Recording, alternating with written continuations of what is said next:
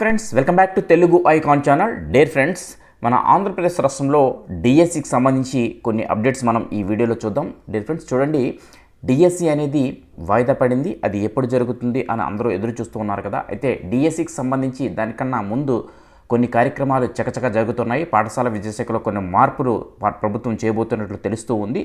అయితే అదేవిధంగా డిఎస్సి స్థితిగతులు, తర్వాత ప్రభుత్వం యొక్క నిర్ణయం, అన్నిటికీ సంబంధించిన కొన్ని వివరాలు మనం ఈరోజు వచ్చిన న్యూస్ పేపర్లో మనం చూద్దాం. చూడండి, ముందుగా మనం నిన్న అసెంబ్లీ సెషన్లో, ప్రతిరోజు కూడా అసెంబ్లీ సెషన్లో అటు శాసనమండలిలో ఇటు శాసనసభల్లో అటు ఎమ్మెల్యేలు ఎమ్మెల్సీలు ఇద్దరు కూడా ఎవరొకరు అడుగుతూనే ఉన్నారు డిఎస్సి కోసం. అయితే ఈ నిన్న జరిగిన అసెంబ్లీ సెషన్లో చూడండి, ప్రధానంగా నోటిఫికేషన్ కోసం 3 ఎమ్మెల్యేలు అడగడం జరిగింది.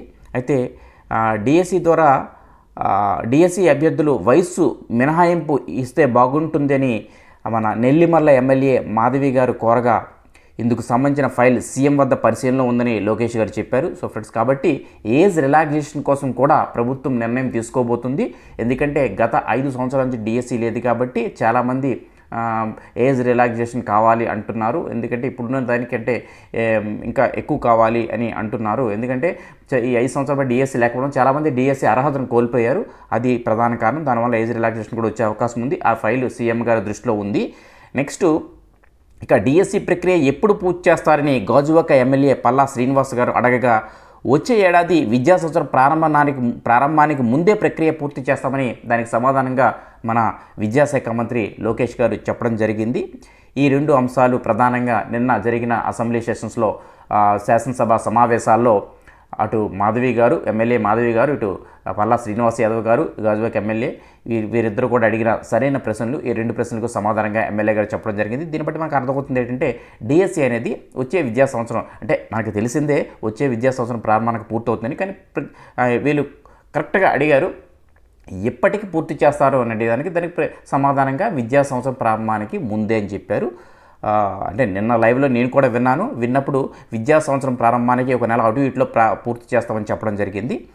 నెక్స్ట్ చూడండి, అలాగే ఏప్రిల్ 10 నుంచి టీచర్లు బదిలీ ఇస్తున్నారు. ఇది కూడా ప్రధాన సమస్యే. మనకి డిఎస్సి లేట్ అవ్వడానికి ప్రధాన కారణం ఇది కూడా ఉంది. ఎందుకంటే ఒక 4-5 జిల్లాల్లో బదిలీలు, ప్రమోషన్లు ఇలాంటి కొన్ని సమస్యలు ఉన్నాయి.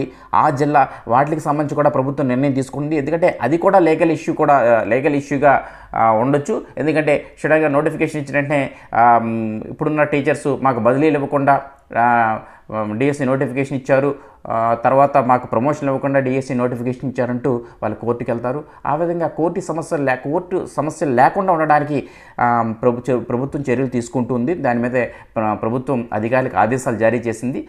మనం నోటిఫికేషన్ ఇస్తే ఎటువంటి న్యాయ వివాదాలు లేకుండా నోటిఫికేషన్ సజావుగా సాగిపోవాలి అని అంటున్నారు. దానిలో భాగంగానే చూడండి, ఈ పదోన్నతులు అనేవి ఏప్రిల్లో షెడ్యూల్ ఇవ్వడం జరిగింది. అయితే ఈ బదిలీలు, పదోన్నతులు పూర్తి కాగానే డిఎస్సిలో ఎంపికైన వారికి మే 11 నుంచి 30 వరకు పోస్టింగ్లు ఇస్తామన్నట్లు మనకి ఇక్కడ ప్రభుత్వం దీనికి సంబంధించిన షెడ్యూల్ ఇవ్వడం జరిగింది. అంటే కరెక్ట్గా ప్రతి దానికి కూడా ఇప్పుడు చూడండి, ఇక్కడ కనిపిస్తున్నాయి. ఏప్రిల్ 10 నుంచి టీచర్ల బదిలీలు, తర్వాత ప్రమోషన్లు, అన్నిటికీ షెడ్యూల్ ప్రభుత్వం విడుదల చేసింది. అదేవిధంగా జీవో 117 రద్దు కూడా చేయడానికి ప్రభుత్వం నిర్ణయం తీసుకుంది. అలాగే పాఠశాల విద్యలో చాలా నిర్ణయాలు తీసుకుంటుంది. అంటే ఈ చాలా స్కూల్స్ని మెర్జ్ చేయడము, అందువల్ల స్టూడెంట్స్ స్ట్రెంగ్త్ తగ్గిపోవడం ఇలాంటివన్నీ జరిగాయి. కాబట్టి మళ్ళీ మెర్జ్ చేసిన స్కూల్ని బయటకు తీసుకురావడము, స్ట్రెంగ్త్ని పెంచడానికి, బలోపేతం చేయడానికి, అలాగే టీచర్స్ యొక్క రేషియోను కూడా చూస్తుంది. దాని ప్రకారం కూడా టీచర్స్ సంఖ్య పెరిగే అవకాశం ఉంది. మరి డిఎస్సీలో ఇంకా పోస్టులు పెంచుతారా, ఇవే పోస్టులతో ఇచ్చి మరొక డిఎస్సి ఇస్తారా? ఎందుకంటే ప్రతి ఇయర్ డిఎస్సి ఇస్తామంటున్నారు కాబట్టి అది కూడా చూడాలి.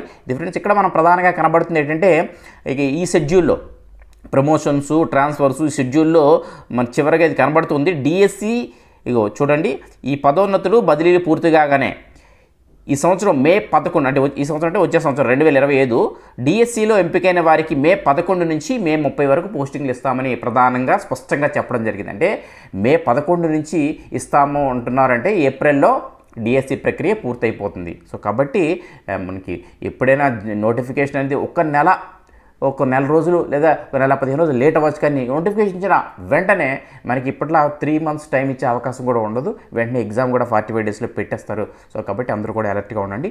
ఇక ఇంకొక ప్రధాన సమస్య అందరికీ కూడా తెలిసిందే, మనం పేపర్లో టీవీలో వింటున్నాం. డిఎస్సి ఆగిపోవడానికి ప్రధాన కారణం ఎస్సీ వర్గీకరణ అంటున్నారు. దీనికి కూడా ప్రభుత్వం క్లారిటీ ఇచ్చింది. చూడండి, ఎస్సీ వర్గీకరణకు సంబంధించి ఏకసభ్య కమిషన్ నిన్న వేయడం జరిగింది. ఎస్సీ వర్గీకరణపై సుప్రీంకోర్టు తీర్పును సమగ్ర అధ్యయనం చేసిన అనంతరం రాష్ట్ర ప్రభుత్వం ఏకసభ్య కమిషన్ ఏర్పాటు చేసింది. రిటైర్డ్ ఐఏఎస్ అధికారి రాజీవ్ రంజన్ మిశ్రాను నియమిస్తూ ఉత్తర్వులు జారీ చేసింది. 60 రోజుల్లోపు నివేదిక సమర్పించాలని ప్రభుత్వం ఉత్తర్వుల్లో ఆదేశించింది. చూడండి ఫ్రెండ్స్, ఇదే ప్రధాన సమస్య అనుకుంటే దీనికి కూడా మనకు క్లారిటీ వస్తుంది. మనకి ఎస్సీ వర్గీకరణకి కమిషన్ వేసింది. ఈ కమిషన్కి 60 రోజులు టైం ఇచ్చింది. 60 రోజులు నివేదిక సమర్పిస్తుంది. అంటే ఈరోజు మనకి 16వ తేదీ.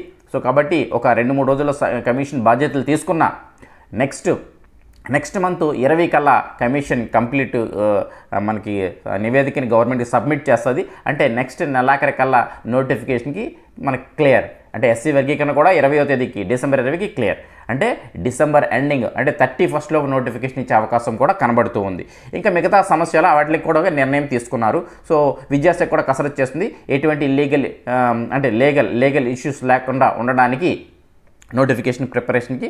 సో ఈ 1 మంత్లో మొత్తం 2 మంత్స్ 60 డేస్ కాబట్టి జనవరి 20 నాటికి ఈ ప్రాసెస్ అనేది కంప్లీట్ అయ్యే అవకాశం కాబట్టి జనవరి మంత్ ఎండింగ్ కల్లా నోటిఫికేషన్ వచ్చే అవకాశం ఉంది. సో జనవరి మంత్ ఎండింగ్లో నోటిఫికేషన్ ఇస్తే మనకి ఫిబ్రవరి, మార్చ్ ఆర్ ఏప్రిల్, మార్చిలో ఏమైనా ఎగ్జామ్స్ ఆటంకంగా ఉన్నాయి, స్లాట్స్ దొరకకపోతే ఎగ్జామ్స్ అనేవి ఏప్రిల్లో. సో ఒకటి March ending or April exam start చేసి 1 మంత్లో ప్రాసెస్ కంప్లీట్ చేసి మేలో పోస్టింగ్స్ ఇవ్వడానికి ప్రభుత్వం సంసిద్ధంగా ఉంది. సో ఫ్రెండ్స్, కాబట్టి మనం ఇవన్నిటిని దృష్టిలో పెట్టుకున్నట్టే డిఎస్సి నోటిఫికేషన్ అయితే 5 మంత్స్ లేదా 6 మంత్స్లో కంప్లీట్గా నెక్స్ట్ అకాడమిక్కి డిఎస్సి అనేది కంప్లీట్ కాబోతుంది. సో డిఎస్సి నిజంగా ప్రిపేర్ అయ్యి ఉపాధ్యాయ వృత్తిని చేపట్టాలనుకున్న వారు మరి వేరే ఆలోచన లేకుండా మీ ప్రిపరేషన్ని సజావుగా చేసుకోండి. ఎంత బాగా ప్రిపేర్ అయితే అంత బాగా మీరు ఎగ్జామ్కి అటెంప్ట్ చేయగలరు. పేపర్స్ అనేవి చాలా కఠినంగా వస్తున్నాయి, ఆ విషయం మీ అందరికీ తెలిసిందే. ఇది ఫ్రెండ్స్ ఏపీ డిఎస్సికి సంబంధించిన మన అప్డేట్. ఇది మీకు చాలా ఉపయోగకరంగా, చాలా ఉత్సాహకరంగా అనిపిస్తూ ఉంటుంది. ఎందుకంటే డిఎస్సి పోస్టింగ్కి డేట్ అనేది జరిగింది. మే 11 నుంచి మే 30 లోపు డిఎస్సిలో సెలెక్ట్ అయిన ఉపాధ్యాయుల్ని ప్రభుత్వం జాయిన్ చేసుకోబోతుంది.